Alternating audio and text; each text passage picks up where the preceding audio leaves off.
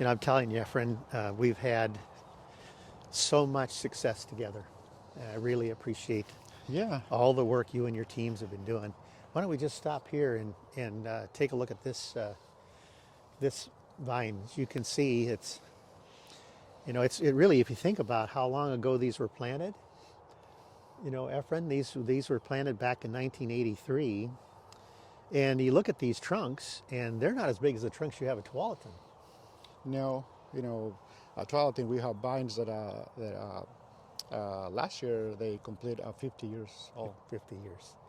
That's right. So they're older, and they're shorter. This vine is unusual. This trellis design is unusual. It's called a Geneva double curtain, and the reason why I chose this trellis design was the first reason why.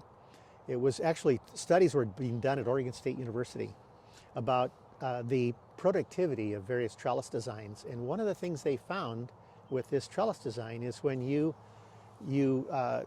take the trunk and you put 4 canes out on the wire. Yeah, you have 4 arms. Yeah, you have these 4 arms, and so you're separating the trellis and these arms, so you're getting double the canes, and then the clusters. Uh-huh. And so than you would from a traditional single upright trellis. And so that's part of the reason. But the other part of the reason was when I went to school in Beaune, in Burgundy, and I went to the Saturday market, I noticed, Efren, a lot of older men at the Saturday market walking around all hunched over. And I finally worked up enough courage to ask them, why were these older men all hunched over? And that's because they were tending vines that were headed off really low, and they had to do all of their work hunched over their entire lives. And I thought, well, maybe the vines need to suffer to produce great fruit, but people don't have to suffer. Mm-hmm. So my motivation was, could we have a trellis that met the benefits of our viticultural benefits of good yield, higher quality, which is what this trellis can produce: smaller quality, smaller clusters, smaller berries. Mm-hmm. Even though they're more numerous, you get really good wine from these clusters. But the other advantage was you could manage the trellis standing up, fully erect. Yeah. So why don't you show us a little bit about what you're going to do to this vine? Well, the vine has 4 arms, so I need to choose a fruiting wire for this coming season, which this one was for last season. So out of each arm, I'm going to choose 1 fruiting cane and 1 spurt. Out of the spurt, on each spurt is going to grow 2 shoots that maybe it will be fruiting cane or another spurt for next year. You have to plan ahead a whole year in advance on this pruning you're doing. Yeah. You work on the vine, trying not to destroy the vine, to help her. What I'm going to try is to help the vine be in good shape with 4 new arms for this coming growing season. And then I'm going to prepare the vine for next year to grow a good canes for me for the future, for 2025. So what I'm going to do in this one, this is a good fruiting cane. It has no spurt, but what I like to do is have the fruiting cane below the wire. I don't want to leave fruiting canes above the wire, because I'm gonna ask the vine to grow higher, and we don't want that. So for this side, I'm gonna leave this one as a fruiting cane without spurt. Next year, maybe here, maybe here I'm gonna have a good fruiting cane, and here I'm gonna have a good spurt. So I'm gonna make a cut here. This is kind of one of these situations where you measure twice, cut once, because what he's doing is he's determining the future of this vine for at least 2 years in the choices that he's making right now. And so it takes actually a lot of judgment and experience to look at a vine, look at how it's formed, to know what is the best choice to make for quality in the future. Yeah, you know, if you have two choices. Go ahead.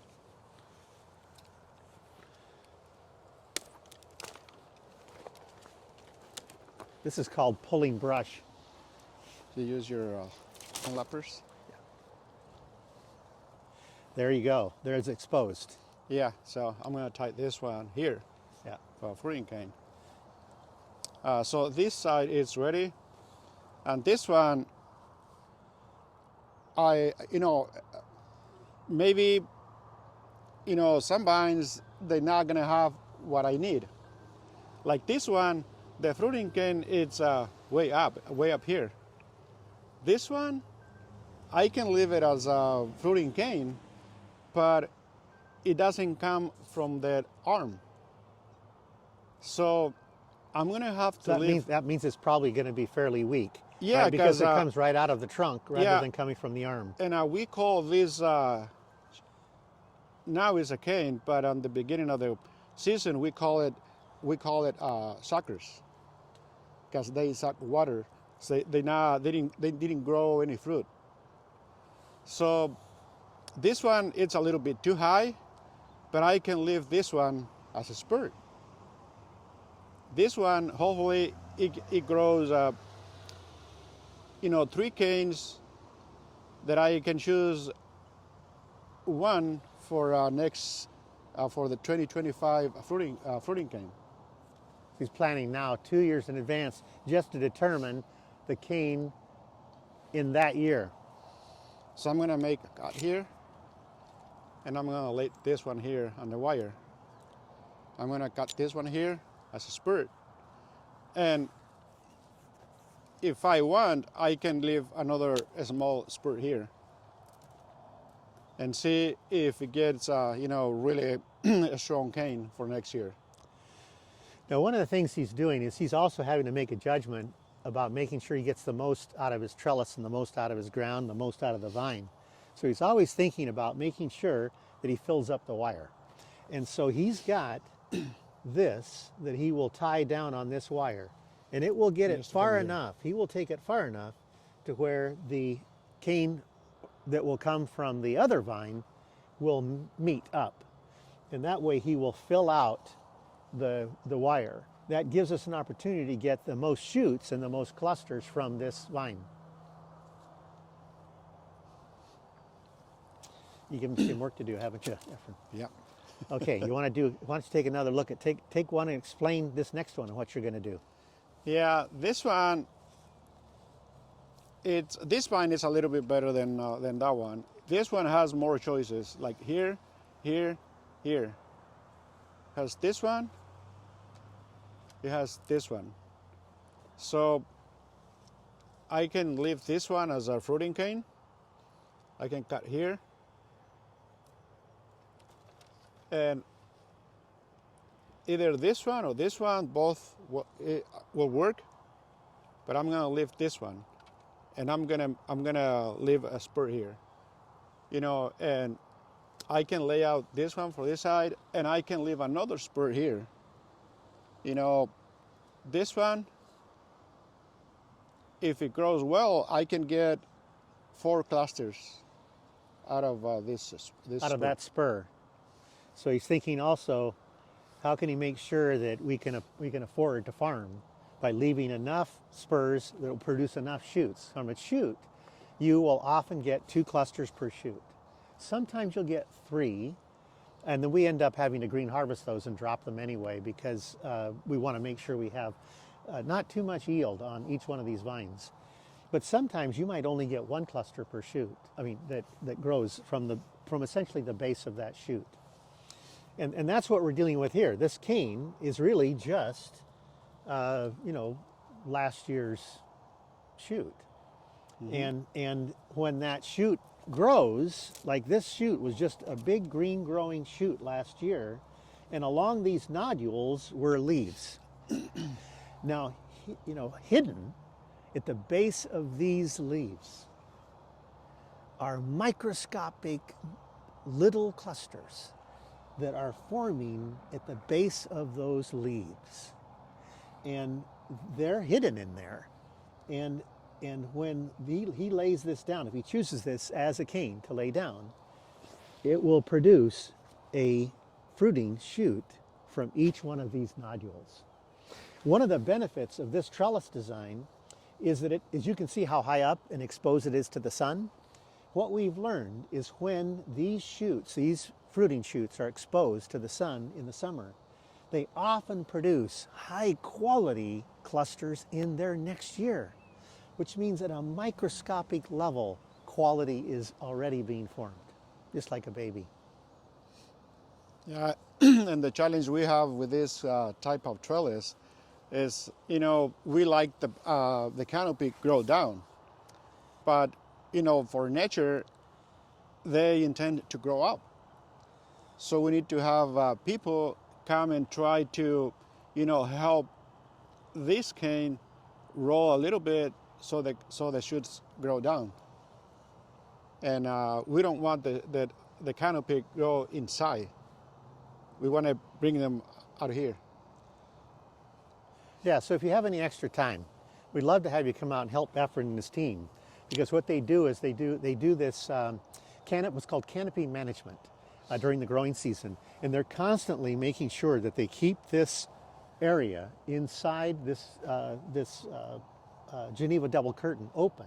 So as the sun transits the sky from the morning until the night, the sun can get inside this essentially two-paneled solar array. Yeah, so I'm gonna lift this one. I'm gonna cut here. Cut here. And leave a spur. Yeah.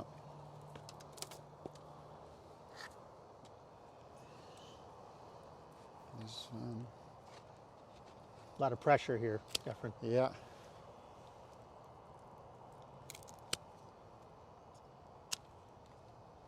And you want to take this one and leave it as a spur? Leave a spur? I'm gonna leave it as a spur. It's a good spot. A good one, isn't it? Yeah. Yeah.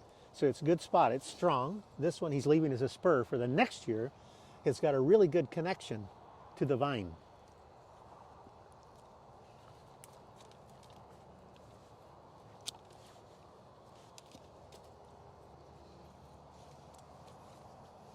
And you can see here, there's plenty of room, right? There's plenty of room. He can come back, and they don't like to overlap these because then it just gets too crowded. And as you can see, this little last year's shoot and now cane is pretty small as it gets out here, small in diameter. And so the productivity as you get further out is going to go down. So he's going to want to cut that back here, to where he uses the best of each one of these now canes. So you want to show us that, Efren? You want to make a decision about where you'd like to put this? Yeah. Let's do here. See how he's going to wind it around.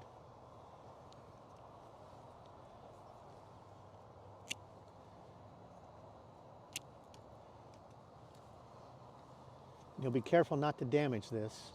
Yeah.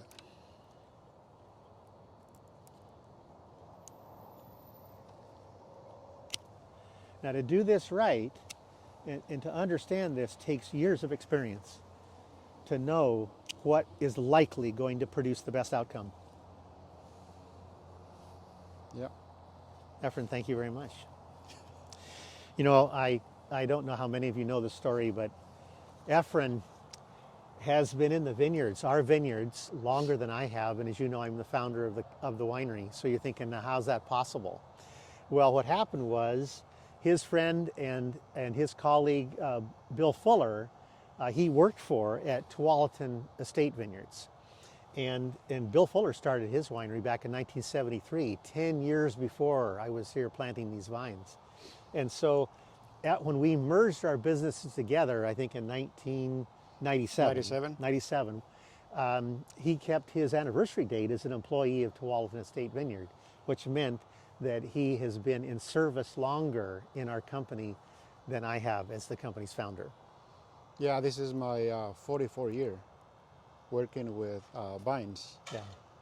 Like And the other thing that he is too modest to say this, but he received our industry's first honor for vineyard excellence from the Oregon Wine Board back, when was that, Efren? It was 2016? 2016? 2016, 2017.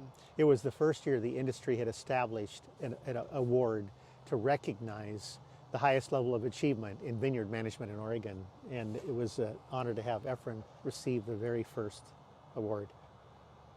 Yeah, I was, I mean, I've been having, you know, a lot of fun working with, you know, the vines, working with Bill Fuller in the beginning, and then with Jim Bernau.